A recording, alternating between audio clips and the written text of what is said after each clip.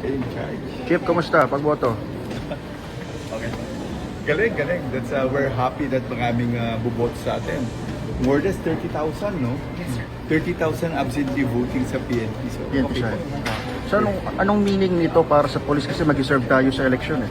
Tayo ang frontliners doon ng security. So anong implication na maaga tayo makaboboto?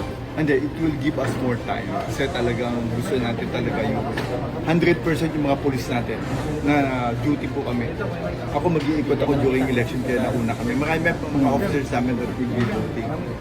Tinanong ko sila, hindi lang sila sumukay sa atin. Yung personal experience, Chief, ng pagboto? No, parang proud ka na talagang you can vote freely. Diba? Kaya lang nga, limited lang. Pagka absentee voting, you're limited to Senate and Congress. Yung previous Chief na pagboto mo, tapos itong bagong sistema natin, kumusta? Yung pag Actually, smooth it's my naman. first time na nagkaroon ng absentee voting. I usually vote for local. Okay. Yan po yung talaga sa atin. Smooth naman, Chief? Smooth Oh, naman? galing, galing. Ang galing ng proseso natin. Ang gagaling ng mga pulis natin yung helping them sa election. And it will be more pagka na-replicate natin sa baba. Very organized. Thank you po. Maraming salamat Thank you, po. Chief.